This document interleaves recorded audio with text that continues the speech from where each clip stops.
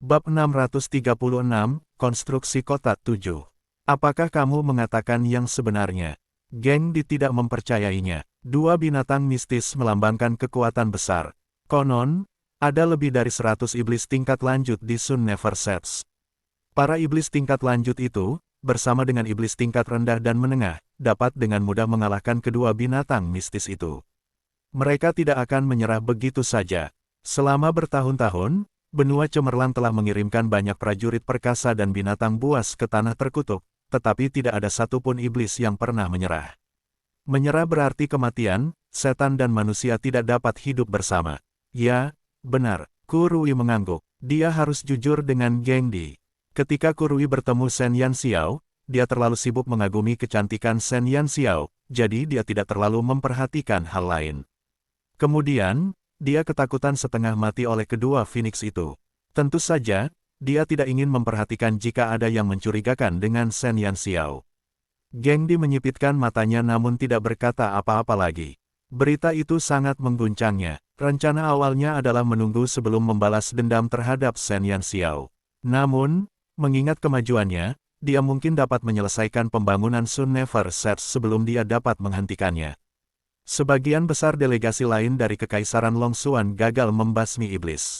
Sangat sedikit dari mereka yang mampu mencapai tahap pembangunan kota. Namun, Shen Yanxiao bukan salah satu dari mereka. Jika pembangunan Sun Never Sets dibiarkan selesai, tidak ada satupun kekuatan lain yang dapat terus menjara sumber daya wilayah timur. Satu-satunya hal yang dapat mereka lakukan adalah menghentikan kemajuannya sejak awal. Kilatan jahat terpancar di mata Gengdi. Ia segera mengumpulkan bawahan kepercayaannya. Kurui merasa gembira saat melihat Gengdi. Gengdi hendak melakukan sesuatu. Wanita jalang sialan itu akan segera menanggung akibatnya. Kepala kota, haruskah kita menghubungi dua kota lainnya? Kurui tidak sabar untuk melihat Shen Yanxiao meninggal secara tragis. Dia selalu hidup mewah. Tidak ada yang bisa menyakitinya. Setiap kali dia menyentuh bagian yang seharusnya menjadi telinganya, dia akan menggertakkan giginya karena benci. Gengdi berkata, tidak sekarang. Mereka pasti menerima laporan yang sama seperti yang kuterima. Mereka pasti tahu apa yang harus dilakukan. Wilayah timur bukanlah tempat yang bisa dinikmati Kekaisaran Longxuan. Tentu saja, Kurui tertawa pelan. Kemudian Gengdi berkata kepada bawahannya, kirim tim yang bertanggung jawab atas penambangan di wilayah timur. Juga, bawa beberapa ahli tingkat lanjut untuk ikut bersama mereka. Shen Yanxiao harus membangun kota dan menambang di saat yang sama. Mari kita lihat apakah kedua makhluk mistis itu dapat mengurus begitu banyak tim sekaligus. Ya, atas perintah Gengdi, semua pasukan di kota iblis fantasi dikerahkan. Jauh di Sun Never Sets, Shen Yanxiao tidak tahu bahwa kotanya telah menjadi jarum yang menusuk jantung tiga kekuatan lainnya. Dalam Sun Never Sets, Shen Yanxiao duduk di tangga. Tembok kota akan segera selesai, dan dia sangat gembira. Dia memeriksa kemajuan proyek, dan dia menyadari bahwa dia bisa menanam 3 tanaman di alun-alun. Elemen gelap yang dihasilkan oleh ketiga tanaman itu tidak terbatas, dan itu lebih dari cukup untuk memenuhi kebutuhan puluhan ribu iblis. Xiu akan menggunakan kekuatannya untuk menyebarkan elemen gelap, semuanya berjalan dengan baik. Tembok kota akan selesai dalam 2 hari lagi, kata Xiu. Sejak tiba di Sun Never Sets, Shen Yanxiao selalu sibuk setiap hari. Xiu tahu itu, jadi dia akan menggunakan kekuatannya untuk menghilangkan rasa lelahnya saat dia tertidur. Namun, Shen Yanxiao tidak menyadari tindakannya. Bab 637, Konstruksi Kota 8. Ya, melihat tembok kota mulai berdiri, saya merasa sangat puas. Setelah tembok itu selesai, saya akan mulai membangun gedung-gedung di kota itu. Tembok kota yang dibangun dengan batu obsidian itu kuat. Namun, jika Anda pergi ke menara pusat kota, Anda akan menemukan sesuatu yang menarik, usul Xiu dengan santai. Shen Yanxiao mengangkat alisnya. Xiu tampaknya tahu banyak tentang Sun Never Sets. Dia tidak bertanya lebih banyak, tetapi berjalan menuju menara pusat kota, seperti yang disarankan Xiu. Menara itu berdiri tepat di tengah kota. Menara itu telah bertahan bertahun-tahun dalam berbagai kesulitan, tetapi bangunan itu masih mempertahankan tampilan aslinya meskipun sudah agak usang. Di dalam menara, anak tangga yang gelap itu berwarna hitam hangus. Shen Yanxiao mencoba mencari jalan masuk ke bawah tanah. Akhirnya, dia melihat lorong tersembunyi di bawah patung Dewa Iblis yang rusak. Shen Yanxiao menggunakan kristal cahaya saat dia menuju jalan setapak untuk meneranginya. Jalan setapak yang sempit itu hanya memungkinkan satu orang untuk masuk dalam satu waktu. Dinding yang basah membuatnya merasa dingin. Jalan sempit itu tampak tidak berujung, dan tangga spiralnya meliuk-liuk ke bawah seakan-akan tidak ada hentinya. Shen Yanxiao tidak tahu sudah berapa lama, tetapi dia lelah ketika mencapai ujung tangga. Ia melihat sebuah gerbang batu tua. Di kedua sisi gerbang terdapat beberapa pola ukiran yang indah. Mungkin sudah berusia ratusan atau bahkan ribuan tahun, tetapi desainnya masih ada di sana untuk dipamerkan di depan mata para pengunjung. Itu adalah bukti keterampilan luar biasa sang perajin. Dorong hingga terbuka, kata Xiu. Shen Yanxiao melangkah maju. Dia menarik napas dalam-dalam dan mengulurkan tangan untuk mendorong gerbang batu itu terbuka. Namun, gerbang batu itu, yang tidak begitu besar, sangat berat. Shen Yanxiao mengerahkan seluruh tenaganya, tetapi gerbang itu tidak bergerak. Ini pasti lelucon. Pintunya terbuat dari apa? Kenapa berat sekali? Shen Yanxiao mengusap pergelangan tangannya yang sakit. Dia memusatkan seluruh tenaganya pada tangannya, tetapi pintunya tetap tertutup. Biasanya dia bisa menghancurkan dinding batu hanya dengan satu pukulan. Letakkan tanganmu di pintu. Biarkan aku yang melakukannya, kata Xiu dengan suaranya yang jelas dan menyegarkan. Shen Yanxiao melakukan apa yang diperintahkan dan meletakkan tangannya di pintu. Kemudian, dia merasa seolah-olah seseorang telah menaruh tangannya yang dingin di tangannya. Rasa dingin menyebar dari telapak tangannya, tetapi dia tidak dapat melihat apapun. Mencicit, gerbang batu itu terbuka, dan Shen Yanxiao membuka matanya karena terkejut. Rasa dingin menghilang dari tangannya, Xiu telah melepaskan kekuatannya. Shen Yanxiao berjalan memasuki gerbang batu dengan kristal cahaya di tangannya. Bagian dalamnya pasti tertutup selama puluhan juta tahun, tetapi masih ada obor yang menyala di sana. Di balik gerbang itu terdapat ruang bawah tanah yang luas dan berbentuk bundar, dan pada dinding tergantung obor-obor menyala biru. Tidak ada udara maupun bahan bakar, namun api terus menyala. Ini adalah sumber daya bawah tanah Sun Never Sets. Apakah kamu melihat kristal hitam di tengah ruangan? Shen Yanxiao menatap kristal hitam yang disebutkan di tengah ruangan. Kristal itu seukuran kepala manusia dan redup serta kusam, seperti mutiara berdebu. Bahkan saat api menyala, tidak ada cahaya yang memantul dari kristal hitam itu. Seolah-olah kegelapan murni telah menyerap semua cahaya. Apa itu? Shen Yanxiao berjalan ke sana dan mengambil kristal hitam itu. Meskipun kristal itu berukuran cukup besar, namun sangat ringan. Shen Yanxiao dapat mengambilnya dengan mudah. Bab 638, Konstruksi Kota 9. Ini adalah kristal gelap yang dikubur oleh klan iblis di bawah tanah saat mereka membangun kota, dan itu hanya tersedia di dunia mereka. Kristal itu mengandung banyak elemen gelap, dan saat diposisikan di sini, kristal itu dapat mengaktifkan susunan di ruangan ini. Dinding seluruh kota akan diperkuat, dan tidak ada senjata pengepungan saat ini yang dapat merusaknya bahkan jika mereka menyerangnya terus-menerus selama 10 tahun. Sehebat itukah? Mata Shen Yanxiao hampir keluar dari rongganya. Klan iblis memang bijaksana, namun, sudah ada retakan pada tembok yang ada. Apakah ada yang membombardir kota itu selama ratusan tahun? Tanda-tanda itu disebabkan oleh senjata pengepungan ras dewa. Oh, jadi itu senjata ras dewa. Shen Yanxiao agak terpesona oleh cerita itu. Ras dewa telah jatuh selama bertahun-tahun, jadi hampir mustahil bagi manusia untuk memiliki senjata pengepungan mereka. Selama dia mengaktifkan susunan itu, maka kota itu akan menjadi kota nyata di mana matahari tidak pernah terbenam. Shen Yanxiao menarik napas dalam-dalam dan bertanya, apakah kristal gelap masih bisa mengaktifkan susunan? Tidak, unsur-unsur gelap di dalamnya sudah terkuras. Shen Yanxiao langsung layu. Apakah dia sedang mempermainkannya? Saat dia menatap tanpa daya pada perisai pelindung terkuat di dunia, hatinya hampir hancur berkeping-keping saat dia menyadari dia tidak dapat mengaktifkannya. Akan tetapi, kata-kata Xiu berikutnya membuat Shen Yanxiao kembali bersemangat lagi. 3 tanaman di tanganmu bisa mengaktifkannya. Benarkah? Shen Yanxiao bertanya lagi dengan penuh semangat.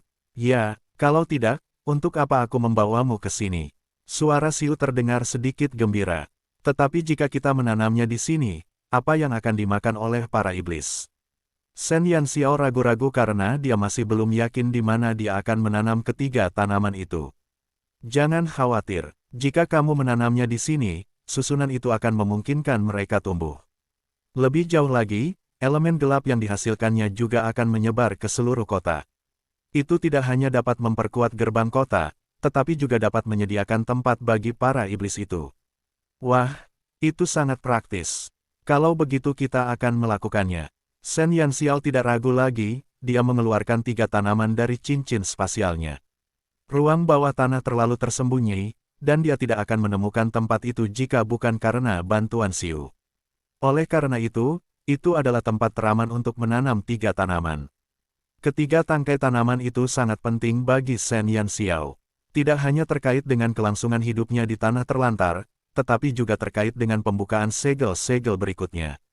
Setelah memulai susunan itu, elemen gelap di sini akan sepenuhnya aktif, dan itu akan membantu para iblis untuk berevolusi.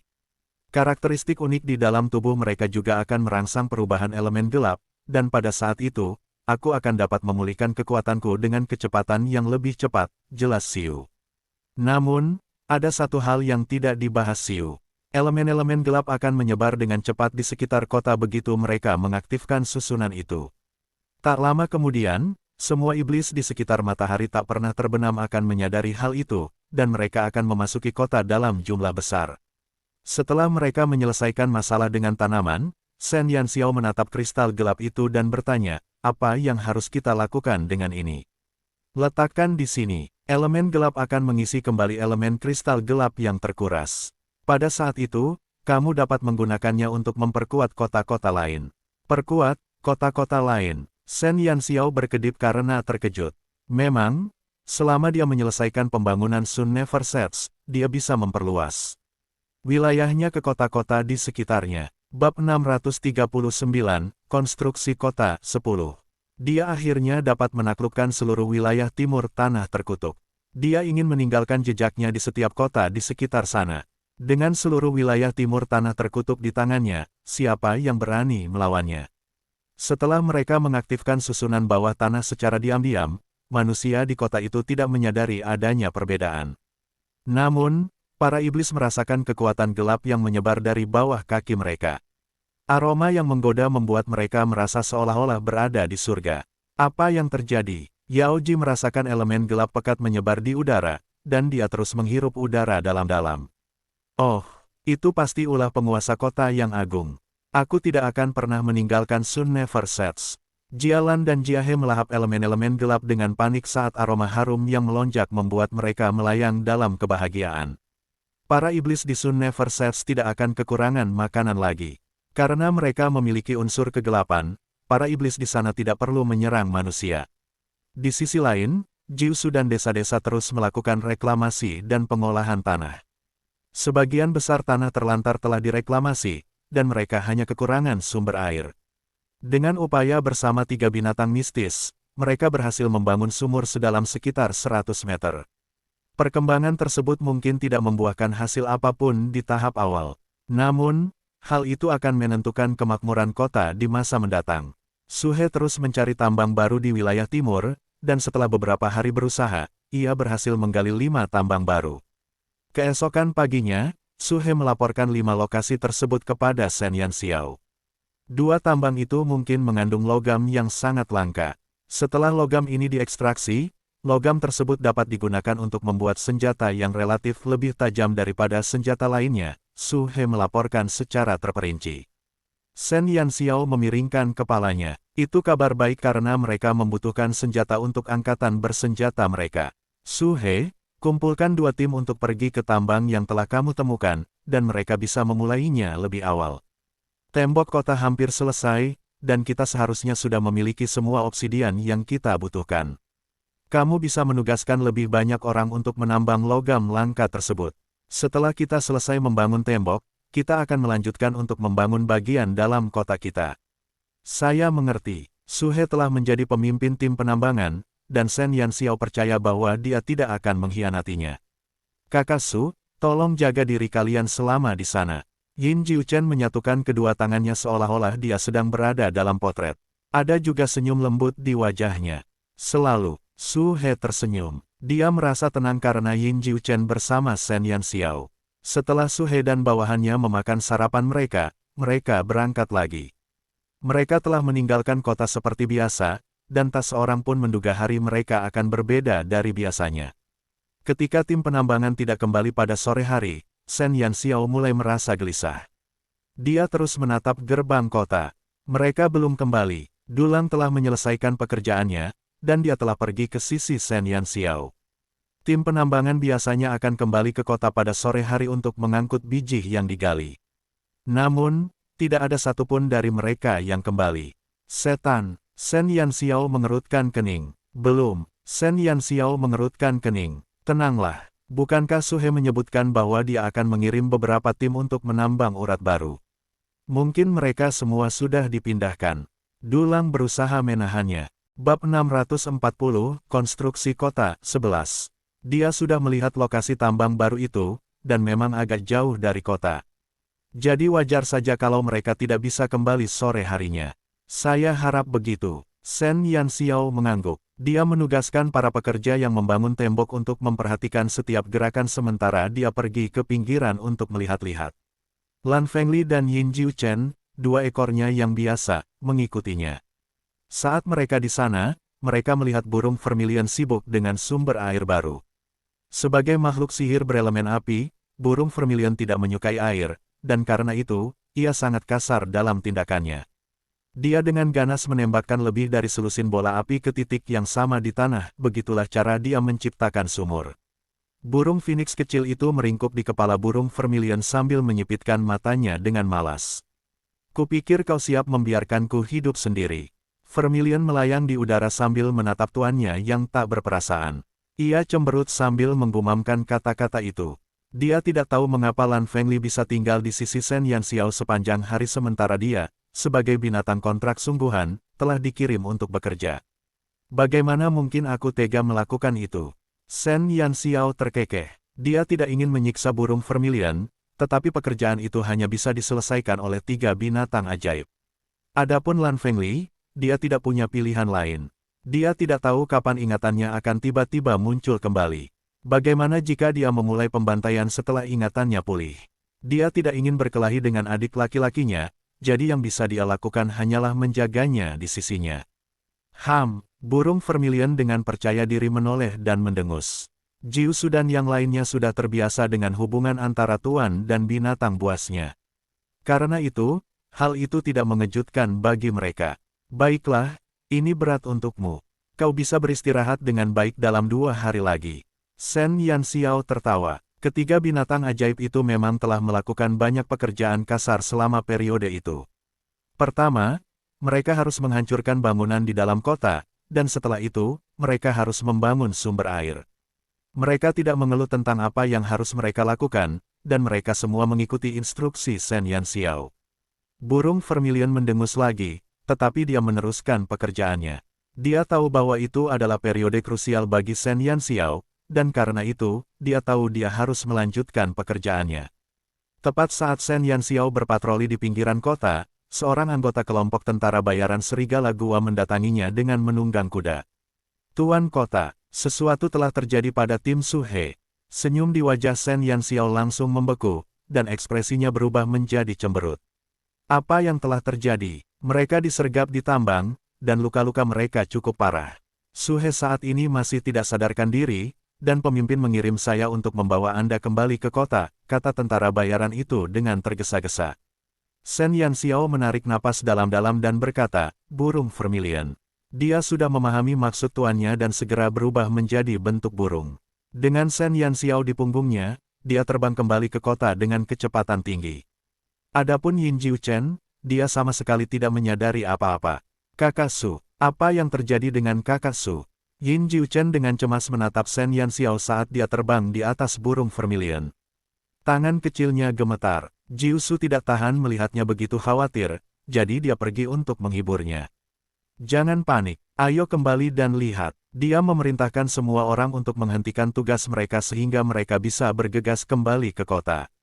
Ketika Shen Yanxiao dan burung vermilion mendekati kota, dia melihat sekelompok orang telah berkumpul di gerbang. Dia melompat turun, dan tubuhnya yang cekatan berputar di udara sebelum dia mendarat dengan mantap di tanah. Bab 641, Amarah, 1. Saat Shen Yanxiao muncul, Dulang dan anak buahnya segera memberi jalan untuknya. Su He dan timnya berada di atas tandu, dan masing-masing dari mereka memiliki beberapa anak panah di tubuh mereka. Jelas bahwa para pemanah telah melukai mereka. Puluhan tandu diletakkan secara horizontal di sekeliling mereka. Darah telah membasahi pakaian mereka, tetapi anak panah yang tertancap di tubuh mereka belum dicabut. Su He telah membawa lebih dari 40 orang saat berangkat, tetapi hanya selusin dari mereka yang kembali.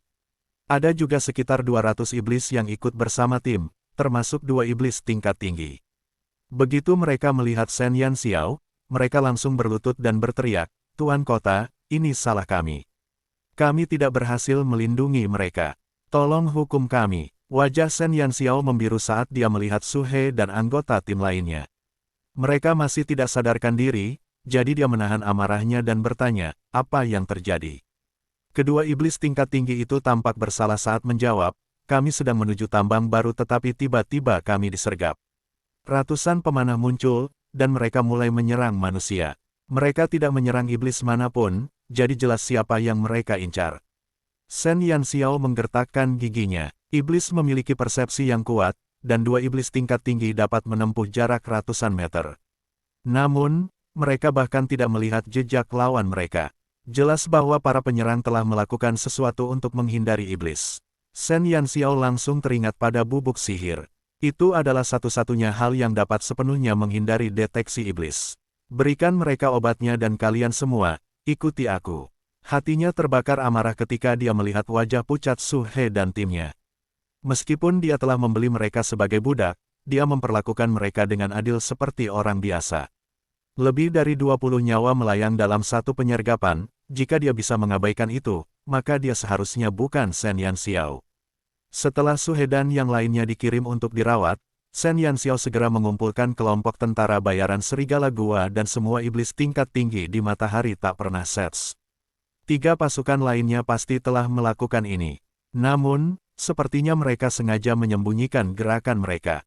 Mereka bahkan melancarkan serangan dari jarak jauh dan segera mundur setelah itu. Akan sulit untuk menentukan asal mereka. Dulang mengerutkan alisnya. Serangan itu merupakan pukulan telak bagi mereka. Mereka bahkan tidak tahu apakah tim penambangan lainnya selamat dari serangan itu. Shen Yanxiao sangat marah. Dia selalu bisa melindungi rakyatnya sendiri, selama orang itu berasal dari kotanya, dia tidak akan pernah membiarkan siapapun menyakiti mereka. Identitas. Aku tidak peduli siapa yang melancarkan serangan itu. Tak satu pun dari ketiga kekuatan itu akan luput dari kesalahan. Seru Shen Yanxiao dengan nada membunuh. Pasti karena perkembangan kita yang pesat. Mereka ingin menghalangi kita. Karena kesepakatan antara keempat negara, kita tidak bisa bertindak gegabah. Jika mereka bisa menemukan kelemahan kita, mereka akan menggunakannya untuk menekan kita. Dulang tahu bahwa Shen Yanxiao marah, tetapi itu adalah situasi yang rumit. Meskipun para penyerang telah melancarkan serangan diam-diam, mereka sudah bisa menebak pelakunya. Namun, mereka tidak memiliki bukti konkret, dan bahkan jika Shen Yanxiao ingin membalas dendam, kemungkinan besar itu akan menjadi bumerang. Jika itu terjadi, bahkan Kaisar Kekaisaran Longxuan tidak akan mampu melindunginya. Ketiga negara lainnya akan menggunakannya sebagai alasan untuk melancarkan serangan gabungan terhadap Sun Never Sets. Bab 642, Amarah 2. Tembok kota The Sun Never Sets hampir rampung. Namun, jika ketiga negara melancarkan serangan gabungan, tembok itu tidak akan kuat. Apakah aku harus menelan amarah ini? Shen Yanxiao menyipitkan matanya. Kepalanya dipenuhi dengan gambaran para penambang yang terluka. Bagaimana dia bisa menjadi penguasa kota jika dia tidak bisa melindungi rakyatnya? Saat ini, kita tidak punya cara lain yang layak. Kita bisa mempercepat pembangunan kota. Tidak akan terlambat untuk membalas dendam setelah tembok selesai. Mereka pasti menyerang kita karena ingin menghalangi kemajuan kita. Berurusan dengan mereka sekarang akan menyebabkan keterlambatan dalam pembangunan kita. Dulang juga tampak marah, tetapi dia tahu konsekuensi dari tindakan mereka. Melaporkan kepada kepala kota, 3 tim lainnya telah kembali ke kota. Semuanya juga diserang. Seorang iblis tingkat tinggi dengan cepat masuk dan melaporkan berita mengerikan lainnya. Shen Yanxiao menarik napas dalam-dalam. Tampaknya lawan mereka bertekad untuk menghalangi pembangunan kotanya. Tampaknya tim lain juga akan mengalami nasib yang sama. Mereka telah kehilangan banyak orang akibat serangkaian serangan, sehingga mereka tidak dapat melanjutkan pekerjaan mereka. Untungnya, mereka memiliki cukup obsidian untuk menyelesaikan sisa tembok. Namun, Shen Yanxiao tidak akan membiarkan hutang itu tidak terbayar. Bertahan. Jika aku harus bertahan, bukankah itu berarti aku membiarkan mereka menyakiti orang-orangku di tanahku sendiri? Karena mereka berani menyerang tim kita di wilayah timur, apakah kita ingin menunggu mereka membuat masalah di kotaku? Mereka akan semakin berani untuk menindas kita. Shen Yanxiao tidak dapat menahan amarahnya.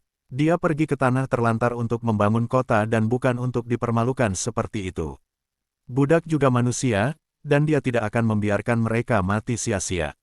Jika aku tidak membalas dendam, bukankah itu akan membuat orang-orangku kehilangan kepercayaan padaku?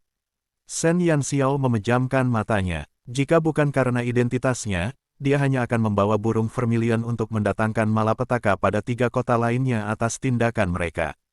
Dulang menghela napas. Dia tahu bahwa Shen Yanxiao adalah orang yang akan selalu melindungi rakyatnya, dia tidak akan pernah menelan amarah itu. Namun, 3 kota lainnya sudah berakar kuat di tanah terlantar. Bahkan jika kau ingin membalas dendam atau memiliki 3 binatang mistis, bagaimana mungkin kau bisa menyaingi mereka? Mereka mungkin juga memiliki binatang mistis dan ahli lainnya. Jika kau terburu-buru masuk perangkap, maka tidak akan ada harapan bagi Sun Never Sets. Shen Yanxiao adalah tulang punggung kota, dan tanpa dia, bagaimana mereka bisa bertahan? Tanpa dia, apakah para iblis masih bisa bergaul dengan manusia di sana? Bagaimanapun, tidak seharusnya terjadi hal buruk pada Shen Yanxiao. Sama sekali tidak. Pikirkanlah 3 kali. Pikirkanlah 3 kali. Manusia dan setan berlutut di hadapan Shen Yanxiao sambil memohon agar dia tidak bertindak gegabah. Dialah satu-satunya harapan mereka, dan jika sesuatu terjadi padanya, kota itu tidak dapat dibangun kembali. Ada apa? Apakah ada yang menindas Xiao-Xiao kita? Orang bodoh mana yang berani melakukannya? Sebuah suara lesu bergema dari balik kerumunan, dan suara yang familiar itu membuat jantung Shen Yanxiao berdebar kencang. Bab 643, Reuni Pantom 1. Detik berikutnya, 5 sosok yang dikenalnya memasuki garis pandangannya. Wajah mereka yang elok dan tampan serta postur tubuh yang tegap membuat mereka tampak seperti bukan berasal dari dunia itu. Mereka adalah Qixia, Yan Yu, Tang Nazi, Yang Xi, dan Li Xiaowei. Kelima hewan itu tiba-tiba melakukan perjalanan melalui darat dan air ke kota terpencilnya. Pada saat itu, mereka semua berdiri di hadapan Shen Yanxiao, dan senyum yang familiar terlihat di wajah mereka. Kalian, kenapa kalian semua datang? Shen Yanxiao menatap kelima rekannya dengan heran. Dia hampir tidak percaya apa yang dilihatnya. Qixia menatap Shen Yanxiao sambil tersenyum dan berkata dengan malas, "Adik perempuan kami datang ke tempat terpencil seperti ini sendirian, jadi bagaimana mungkin kami membiarkannya begitu saja? Kami memiliki beberapa hal yang belum selesai untuk diselesaikan, jadi kami tidak dapat ikut pada hari kepergianmu. Karena kami telah menyelesaikan tugas kami, tentu saja, kami harus datang ke sini untuk mengandalkanmu. Kami berharap tuan kota kecil ini akan menerima kami. Ngomong-ngomong, Xiao-Xiao, berat badanmu turun selama sebulan kita tidak bertemu. Apa tidak ada makanan enak di sini?" Tang Nazi menggoda Shen Yanxiao, tetapi senyumnya membuat orang ingin memukulnya. "Saya lihat tembok kota hampir selesai. Pasti sulit bagimu bulan ini." Meskipun Yang Xi memasang ekspresi dingin di wajahnya, kata-katanya penuh perhatian dan kepedulian. "Tang Nazi benar, berat badanmu turun. Aku hanya perlu menggemukkanmu sekarang karena aku di sini," kata Yan Yu lembut. Rekan-rekan yang tidak pernah ia lihat selama sebulan telah muncul di hadapannya. Mata Shen Yanxiao berkaca-kaca saat mendengar kekhawatiran dalam suara mereka. Tanah terlantar bukanlah tempat yang menyenangkan, dan ia masih ingat betapa mereka tidak menyukainya saat membicarakannya di masa lalu. Akan tetapi, mereka rela meninggalkan kehidupan mewah mereka demi pergi ke tanah terkutuk demi dia. Shen Yanxiao terkejut dengan tindakan mereka, tetapi pada saat yang sama, dia bersukacita. Dia bahagia karena dia memiliki teman seperti mereka. "Kau, sudah cukup. Apa kau tidak takut kepala keluargamu akan datang ke sini dan menyeretmu kembali? Apa kau yakin tidak masalah bagimu untuk datang ke sini? Hidung Shen Yanxiao mengencang. Dia selalu sendirian, terutama sejak reinkarnasinya. Dia telah mencapai begitu banyak hal sendirian. Akan tetapi, dia tidak hanya mendapatkan sekelompok pengikut yang setia, tetapi dia juga memiliki sekelompok kawan yang bersedia melakukan banyak hal untuknya. Kami sudah membuat pengaturan untuk itu. Maukah kamu datang untuk melihat hadiah yang kami bawa untukmu? Qixia terkekeh sambil menarik Shen Yanxiao ke jalan. Ratusan kereta kuda diparkir di sana, dan masing-masing kereta kuda memuat sekitar 5 hingga 6 pemuda. Siapa mereka? Shen Yanxiao tercengang. Kami tahu bahwa kamu sedang membangun sebuah kota, jadi kami membawakanmu bantuan. Semuanya memiliki kelebihan masing-masing, dari konstruksi hingga menjahit. Itu akan cukup bagimu untuk membangun seluruh kota. Qixia tersenyum saat berkata. Sejak kepergian Shen Yanxiao, mereka berlima tidak tinggal diam. Mereka mulai merekrut berbagai elit dari dalam Kekaisaran Longxuan, dan akhirnya berhasil mengumpulkan sekelompok orang dalam sebulan. Mereka telah menghabiskan banyak tenaga dan upaya untuk membujuk orang-orang itu pergi ke tanah terlantar. Tidak hanya itu, mereka juga mengalami banyak masalah dalam menggali bakat-bakat dari semua bidang yang berbeda. Yakinlah bahwa mereka bukan milik keluarga kita. Tidak ada kontrak atau keluarga yang membatasi mereka. Mulai hari ini dan seterusnya, mereka berada di bawah yurisdiksimu. Qixia mengangkat tangannya untuk menepuk kepala Shen Yanxiao.